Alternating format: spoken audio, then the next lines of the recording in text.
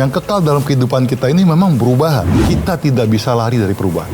Jadi dari sini itu adalah basic untuk semuanya. Jadi kalau misalnya kita melakukan perubahan, kita basicnya tuh dari fondasi value-nya juga tuh harus jelas. Apakah Anda bereaksi negatif ketika perubahan terjadi di lingkungan kerja Anda? Dunia marketplace bergerak sangat cepat. Perubahan selalu terjadi setiap saat. Siapa dapat mengikuti gelombang perubahan, merekalah yang dapat bertahan. Ada beberapa pekerjaan yang dulu dianggap hanya main-main, seiring perkembangan zaman, perlahan menjadi bagian penting di dunia kerja.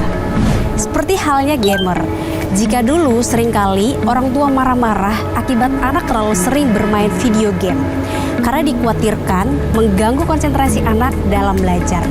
Maka saat ini sangat umum kita temui ada banyak gamers atau mereka yang berprofesi sebagai pemain video game profesional yang terkenal bak artis. Bahkan penghasilan layaknya miliuner. Banyak orang tua mulai mendorong anak-anaknya sejak dini menjadi gamer profesional. Dunia media sosial baru kita kenal 10 tahun belakangan sejak boomingnya Facebook. Pada awalnya, banyak dari kita bermain media sosial hanya sebagai kesenangan semata dan juga platform pertemanan.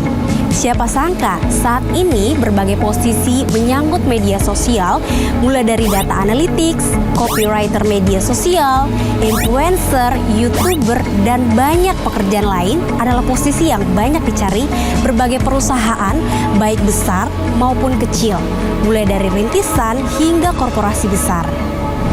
Tapi sebaliknya, ada pula berbagai pekerjaan yang dulunya merupakan pekerjaan yang dianggap penting, tetapi perlahan mulai menghilang, baik digantikan oleh mesin maupun sepenuhnya hilang karena dianggap sudah tidak relevan dengan zaman. Seperti halnya posisi buruh pabrik. Saat ini ada begitu banyak perusahaan yang mengurangi karyawan mereka yang bekerja di pabrik. Otomatisasi oleh robot menjadi penyebab buruh pabrik perlahan digantikan oleh mesin. Begitu juga dengan berbagai posisi di agen perjalanan konvensional, di mana karena perkembangan teknologi, saat ini pelanggan dapat terhubung langsung ke penyedia jasa perjalanan, baik itu maskapai, hotel, maupun tempat-tempat wisata melalui aplikasi yang terkoneksi di handphone maupun komputer. Belum lagi kehadiran agen perjalanan online yang tentu merubah cara kita memesan jasa perjalanan melalui online.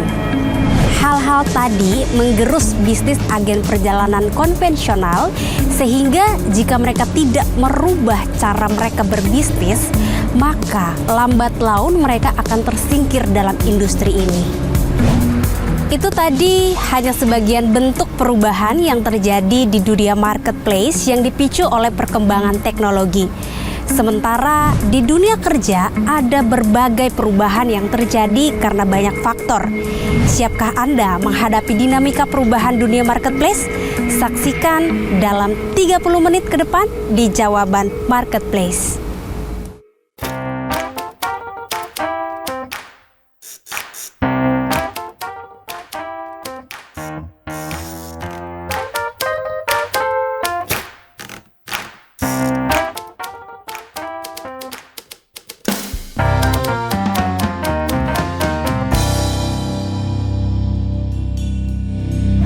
Jawaban Marketplace adalah program yang dihadirkan untuk memperlengkapi Anda wise people di dunia kerja dengan nilai-nilai kebenaran firman Tuhan. Dan hari ini kita akan membahas topik yang sangat menarik, yaitu berubah atau punah.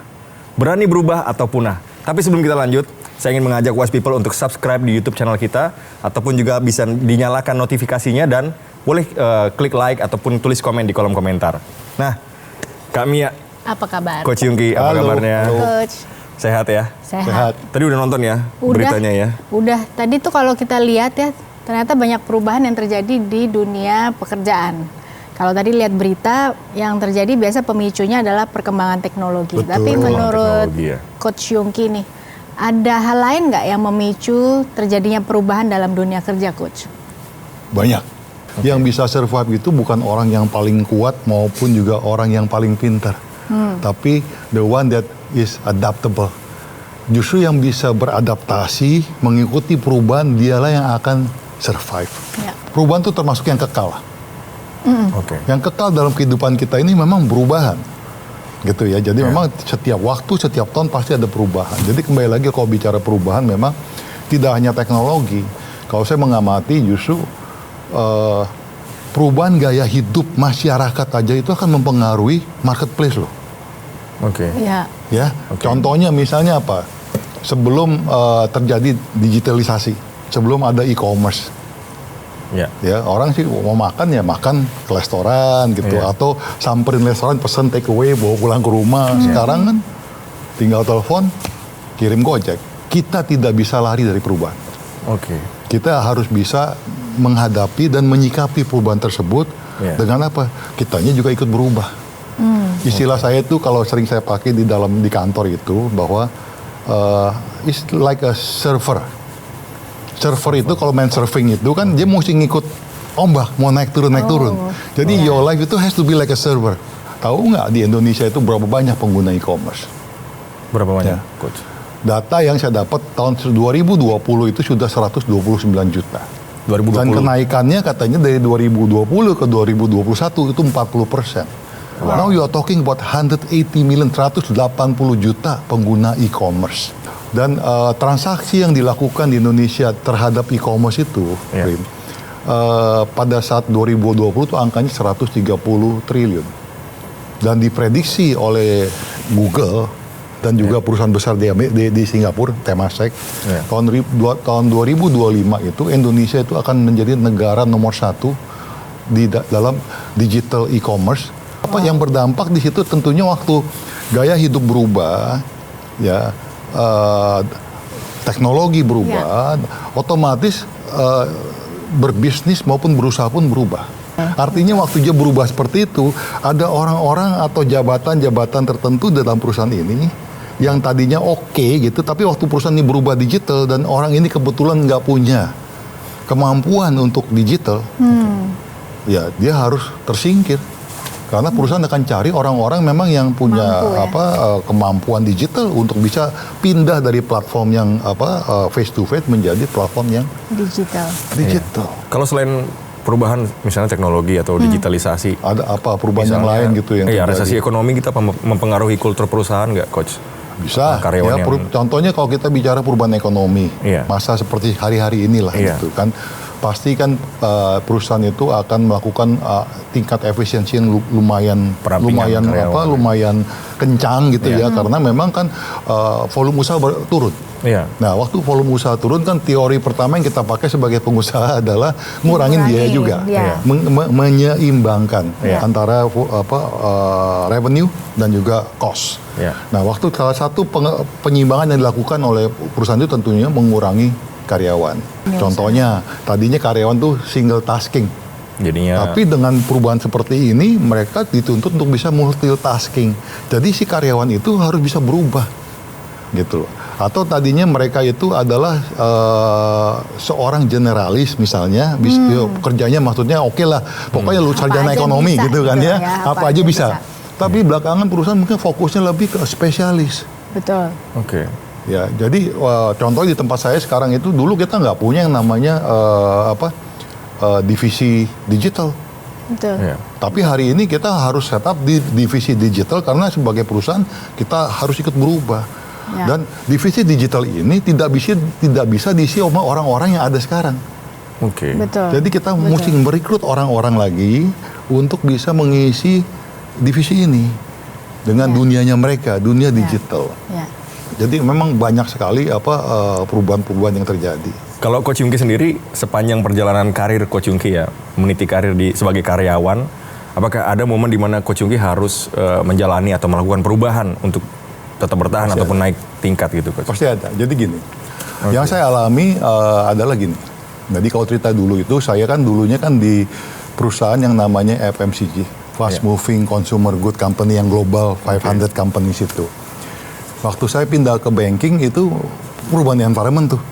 Dari consumer marketing, ya, fast moving good, pindah ke perbankan. Iya. Nah, perubahan itu nyaman nggak sih? Enggak. Artinya apa? Saya kan mesti belajar lagi mengenai dunia perbankan ini yang sebelumnya saya nggak dapet Iya. di pengalaman saya. Iya. Nah, untuk bisa berubah dan berhasil, artinya memang you have to really menyediakan diri untuk mau belajar Ya. sesuatu yang baru, mau melakukan sesuatu yang baru. Oke, itu perjalanan pertama saya dulu waktu awal karir. Kemudian kan dalam perjalanan di karir saya di perbankan ini, saya tuh adalah spesialis Prim. Saya adalah marketing consumer banking spesialis. Nah, terus kemudian waktu saya menjadi direksi, saya pun adalah direktur yang membidangi marketing and consumer banking. Gitu. Di titik tertentu saya diangkat sebagai CEO. Artinya dari seorang spesialis saya harus bisa berubah menjadi lagi seorang generalis. Ya. Karena CEO itu kan membawahi semua bidang di dalam satu perusahaan. Kalau kita nggak pernah ngikutin zaman seperti ini, kita akan ditinggal oleh zaman. Dan Alkitab pun mengatakan itu. Tinggalkan kebodohan itu, maka engkau akan hidup. Kebodohan di sini bukannya kita istilahnya dumb atau bodoh gitu, tapi kebodohan itu adalah orang-orang yang tidak mau belajar, orang-orang yang tidak mau maju, orang-orang yang tidak mau mengembangkan diri mereka itu adalah itu yang saya sebut sebagai kebodohan. Alkitab mengatakan tinggalkan itu dan engkau akan hidup. Nah, sama kemudian, juga kan yang ya seperti yang tadi coach bilang itu, bahwa mau nggak mau kita mesti berubah. Punya kata aja kemauan ya untuk mau berubah dan belajar, istilahnya being relevant gitu ya. Being relevant. Dan ada satu quote yang saya sering pakai akhir-akhir ini. Berarti itu dia bilang improvement. Kata improvement itu dimulai dengan I. Wow, so kalau engkau mau berubah ya memang you have to berubah gitu. Atau kalau engkau mau rubah lingkunganmu, tapi kalau engkau sendiri nggak berubah, mana bisa merubah orang lain. Wow, that's gitu. good. Dan ada satu ayat lagi yang saya suka di Roma 12 ayat 2. Dia bilang apa? Berubahlah dengan pembaharuan akal budimu. Nah, akal budi ini kan kita bicarakan pikiran, apa yang kita lihat, apa yang kita rasakan, kita berubah. Jadi memang Tuhan tuh udah ngerti banget gitu ya dengan perubahan zaman.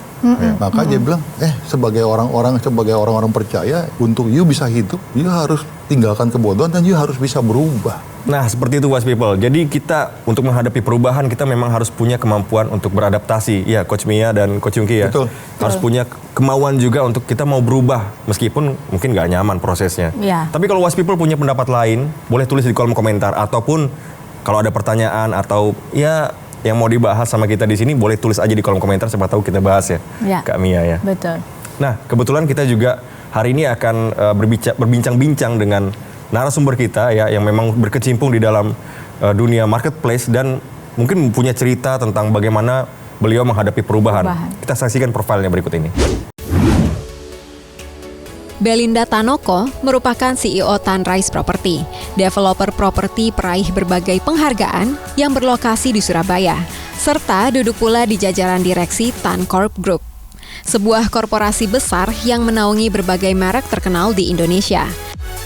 Peraih gelar sarjana dalam bidang teknik kimia dari Curtin University Australia ini memulai karir bisnisnya di Tanobel Food sejak tahun 2004. Ibu 4 anak ini tumbuh dalam sebuah keluarga dengan kultur bisnis yang kuat yang memungkinkannya memahami dunia bisnis sejak sekolah menengah atas. Nah, Wise People sudah hadir bersama kita di studio secara digital, yaitu Belinda Tanoko. Dan kita akan berbincang-bincang dengan Kak Belinda ini tentang bagaimana beliau menghadapi perubahan di dalam karirnya. Halo Kak Belinda. Halo Belinda. Halo Belinda. Senang sekali Anda bisa bergabung sama kita hari ini. Ya, sangat happy juga bisa join di studionya meskipun digital nih ya. Ini jauh di Surabaya loh. Makanya kita harus beradaptasi dengan perubahan. Betul. Seperti ini kan sangat membantu Termasuk kita kan. perubahan, yes. Teknologi ini sangat membantu kita. Kalau sekarang Kak Belinda, apa tantangan yang lagi dihadapin perusahaan di era seperti ini Kak Belinda? Oke, sebelumnya saya perkenalkan dulu ya. Saya Belinda Tanoko, I'm a working mom with 4 blessed children gitu. Jadi di Surabaya ini aku di family business juga, tapi yang udah go professionally gitu ya. I'm Deputy CEO di Tancorp Group dan juga CEO di Tanrise Property. Jadi satu subholdingnya di Tancorp gitu. Dan di Tancorp kita sudah ada 5 perusahaan yang sudah go public gitu. Jadi satu persatu dengan orang tuaku itu kalau sudah running professionally kita go public gitu. Jadi supaya semuanya kinerjanya transparan gitu. Dan as a group Tankop kita juga produknya tuh diversifikasinya tuh luar biasa, dari Cat Avian, terus Air Minum Cleo, Trans Property, hotel, retail seperti depo bangunan, toko baju Manson minimal gitu. Jadi kita segrup ini grupnya banyak produknya gitu. Jadi ada aja tantangan-tantangan yang unik-unik gitu ya. Pastinya ya. Bisa berkembang menjadi korporasi yang terkemuka ini pasti banyak sekali tantangannya, dan di masing lini bisnis itu kita juga yang pasti utama itu adalah harus menempatkan the right person in the right place gitu. Nah, kalau dengan the right person kita bisa memberikan pelayanan yang terbaik untuk para customer kami, dan juga tentunya di era pandemi ini ya kita harus belajar new stuff ya, kayak digital marketing itu trial errornya. Tapi itu seru sih karena setiap tantangan kalau misalnya kita sudah bisa melaluinya, kita bisa go to the next level gitu. Jadi setiap hambatan itu aku harus punya mindset yang this is the step for me to go to the next level gitu. Kalian kan berkembang dari family business menjadi public listed company nih. Ini satu perubahan yang luar biasa loh. Pertanyaan pertama adalah secara pribadi waktu mengalami perubahan seperti ini, pengalamannya seperti apa? Kemudian perubahan ini pun yang terjadi di perusahaan Anda itu, apakah juga pengaruh nggak sih kepada karyawan? Gitu loh. Jadi mungkin bisa dijelaskan dua pengalaman ini nih Belinda nih.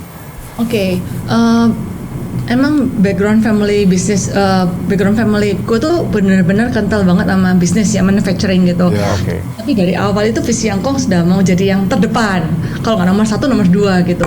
Dan impian beliau itu untuk go public juga, karena for us public company is just the beginning, it's a start to begin expand gitu. Kita growth-nya itu nggak secara organik aja, tapi juga inorganik gitu. Dan ini udah mendarah daging juga ke kita semua. Jadi kita meskipun family business, tapi we work as a professional. Jadi di keluarga tuh ditanamkan dari dulu bahwa memang harus bisa berubah untuk maju gitu ya, kira-kira gitu ya. Ya, tapi they don't like tell us that way gitu. Tapi mereka memberikan contoh nyata gitu. Karena di family kita juga punya value ya. Value-nya tuh richer gitu. Jadi it's acronym gitu. Jadi dari respect, integrity, commitment, harmony, and then excellent sama relationship. Jadi ini itu dituntut kita untuk bekerja as a professional in every division gitu. Jadi di koperasi itu masing-masing aku dan adik-adikku punya tanggung jawab sendiri-sendiri. Tapi kita punya grup gitu di family, kayak satu meeting 1 bulan 1 kali itu untuk membahas semua permasalahan yang ada, tantangan yang ada gitu. Dan itu membuat kita bergerak seperti profesional. Jadi waktu go to listed itu lebih cepat prosesnya. Due diligence proses itu semuanya tuh lebih smooth ya, karena kita sudah menerapkan good corporate governance sebelumnya gitu. Nah, waktu kita sudah menjadi listed dan udah melantai di Bursa Efek, itu tentunya semua karyawan support gitu, karena kita memiliki support system yang lebih kuat lagi. It's not just about us, but we can bring them to the business juga gitu. Jadi mempunyai heart of entrepreneurship itu kita tularkan ke semua lini. Dan itu memang first beginning juga. Jadi pembelajaran yang kita dapat dari Belinda ya, memang perubahan itu harus dimulai juga dengan value system yang ada ya, gitu ya. Dan itu akhirnya dari family value system menjadi company value system juga. Di mana karyawan pun dituntut untuk tadi dibilang mempunyai mindset entrepreneur ya, gitu ya. Dan ini memang jargon yang lagi populer nih. Kalau entrepreneur itu memang kan selalu berusaha mencari terobosan-terobosan, melakukan hal lebih baik lagi. Jadi ini mungkin pembelajaran juga untuk teman-teman wise people gitu ya, bahwa kita boleh jadi profesional di marketplace, tapi ya kita mesti menjadi sosok yang bisa berbuah istilahnya ya. Berbuah dalam arti kita pengetahuan kita, apapun yang kita lakukan sehingga memang kita berubah dengan mengikuti perkembangan zaman. Nah, Belinda mau nanya juga nih, Kak Belinda. Tadi kan yaitu banyak perubahan ya yang dihadapi dan pastinya banyak tantangan juga. Tapi kan juga banyak karyawan yang mesti di manage tuh. Nah, boleh kasih contoh nggak gimana perusahaan atau dari Kak Belinda sendiri istilahnya contoh-contoh yang dilakukan gitu untuk mengkomunikasikan perubahan-perubahan yang terjadi nih sampai staf karyawan atau staf-stafnya ini bisa ikut menghadapi perubahan-perubahan yang ada. Ya, yang pertama yang kita fokuskan di company kami itu visi misinya harus jelas gitu. Jadi kita bisa memberikan apa sih misi kita, apa sih alasan untuk kita ada gitu ya. Jadi semua dari top level management until the lowest itu mereka tahu misinya kita apa. Kalau di Tankop kita misinya mengembangkan korporasi yang berkontribusi untuk kesejahteraan bangsa gitu. Karena dengan diversifikasi produk yang begitu banyak, mereka juga mampu memberikan kontribusi terus gitu loh. Setiap hari mereka dituntut untuk ada task listnya, ada poin yang diselesaikan gitu. Jadi itu udah menjadi darah daging ya.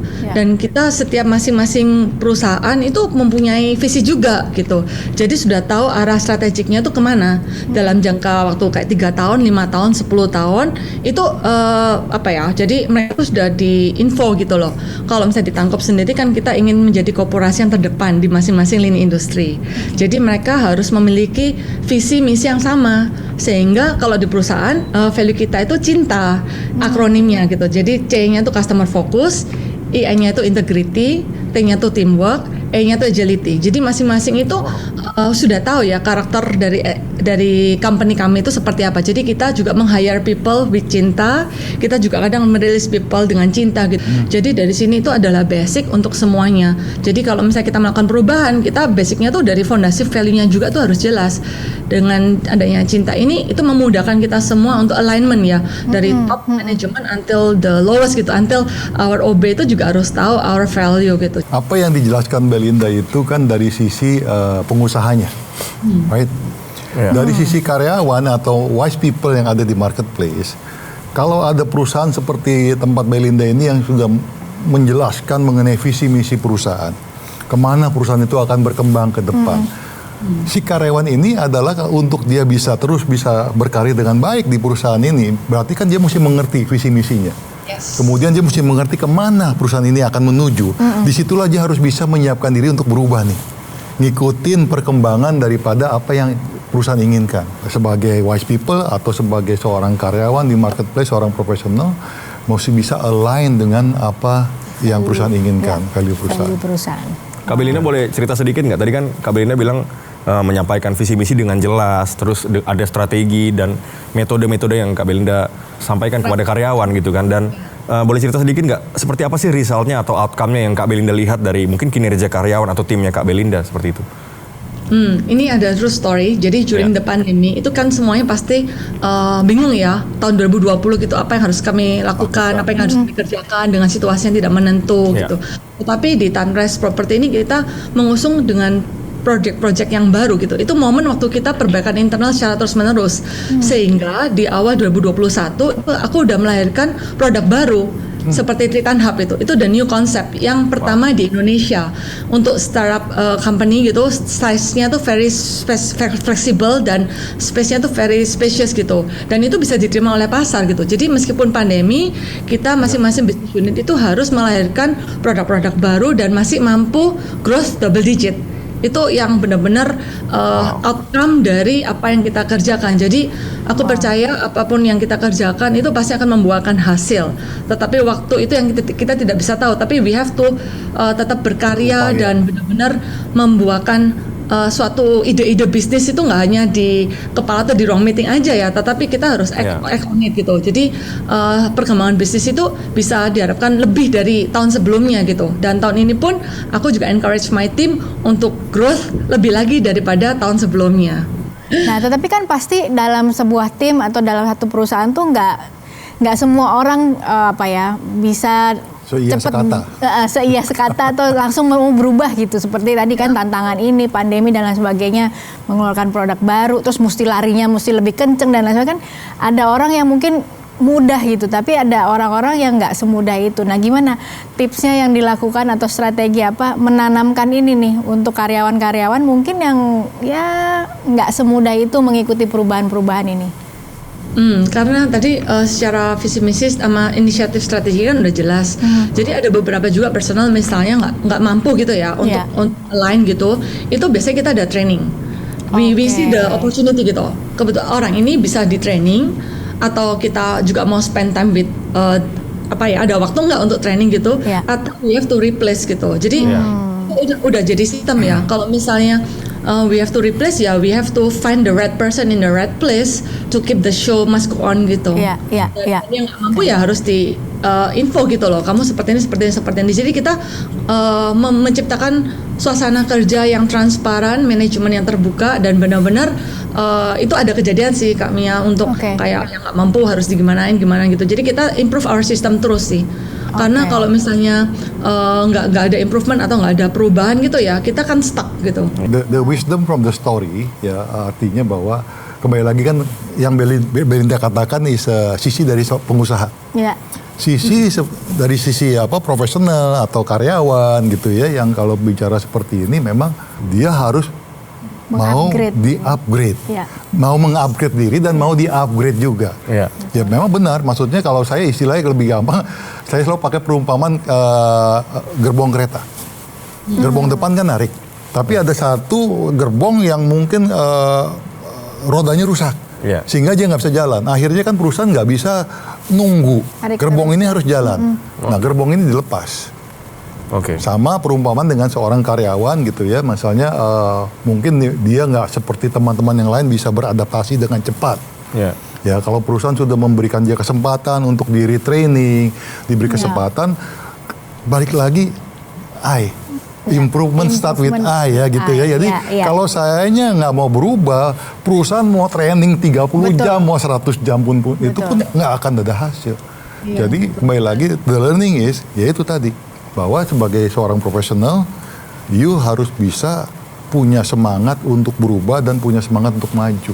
Ada nggak sih coach itu yang dihargai oleh semua perusahaan, betul ya Belinda ya? Every company will value individu yang memang punya keinginan untuk maju dan keinginan untuk belajar.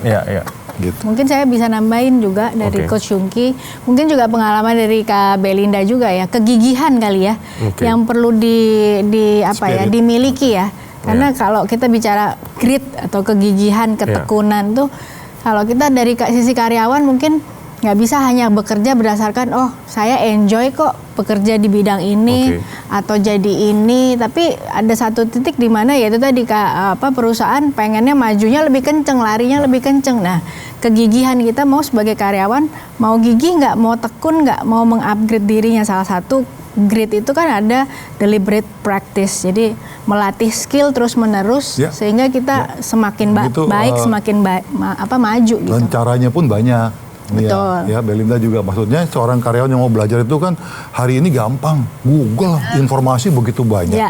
Zaman saya dulu masih muda, kalau cari informasi saya mesti ke perpustakaan. Ya kan baca. Tapi sekarang semua Google, any information you can get it. Ya. Kemudian cara kedua, kita mengatakan besi menajamkan besi, orang menajamkan orang. Right? Cari teman-teman yang memang bisa ngangkat kita. Betul, setuju. Belajar dari mereka, ya. Cari mentor. Itu gratis. Asal kita bisa membawa diri kita dengan baik ya. Maksudnya kita ada orang yang bisa beradaptasi, punya kerendahan hati untuk belajar, dan itu is one of the way to improve yourself dengan belajar dari teman-teman.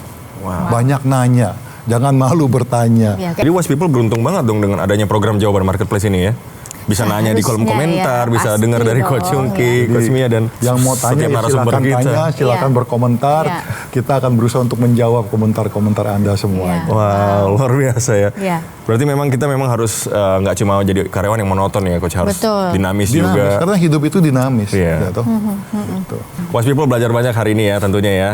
Dan thank you sekali lagi Kak Belinda sudah sharing-sharing sama kita. Belinda, thank you so much. Semoga kita bisa sharing-sharing lagi ya. Kapan-kapan kita undang lagi untuk ngobrol lebih banyak lagi. Sukses terus buat perusahaan. Sukses, God bless you. God bless you. God bless you, Kak Belinda. Wise People, perubahan pasti terjadi. Dan perubahan dapat kita jadikan sebagai kendaraan untuk kita bertumbuh. Perubahan menuntut kita untuk kita terus mengembangkan diri kita. Saat ini saya mengajak Wise People untuk menjawab pertanyaan berikut sebagai bahan perenungan kita. Jawabannya hanya ada ya atau tidak. Yang pertama, saudara, apakah Anda sudah merasa nyaman dengan kondisi karir Anda sekarang? Yang kedua, apakah Anda bereaksi negatif ketika perubahan terjadi di lingkungan kerja Anda?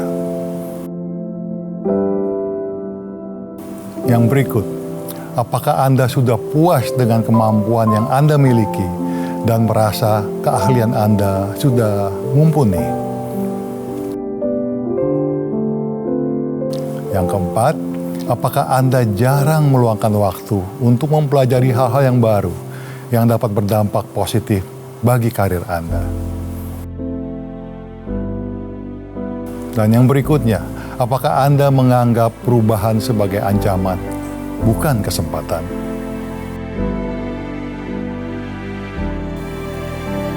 Jika jawaban Anda adalah ya, maka saat ini saya mengajak Anda mulai saat ini untuk terus tidak pernah puas diri dengan kemampuan serta pengetahuan yang Anda miliki. Kunci daripada pertumbuhan yang konsisten dan yang konstan adalah keinginan untuk terus belajar dan mengupgrade diri Anda. Firman Tuhan di dalam Pengkhotbah ayat 10 mengatakan demikian. Apabila besi menjadi tumpul dan seorang tidak menajamkan permukaannya, dia harus menambah kekuatannya. Akan tetapi hikmat berguna untuk membuatnya berhasil. Mari kita berdoa. Tuhan Yesus, kami datang kepadamu saat ini mengucapkan syukur untuk apa yang kami sama-sama dengarkan, kami pelajari hari ini. Tuhan, kami mau serahkan perjalanan hidup kami, perjalanan karir kami ke dalam tangan-Mu Tuhan. Engkau yang akan memimpin kami, Engkau yang akan terus menuntun kami, membimbing kami. Beri kami hati yang bijaksana Tuhan di hari-hari ini sehingga kami dapat melakukan hal-hal yang baik, hal-hal yang benar. Tuhan, satu hal yang kami minta juga, berikan kepada kami kerendahan hati sehingga kami menjadi individu-individu yang senantiasa mau belajar sesuatu yang baru, mau maju dalam kehidupan kami, dalam karir kami Tuhan. Karena kami mau bersinar, seperti firman-Mu mengatakan, kami harus bisa bersinar melalui apapun yang kami lakukan dalam hidup kami.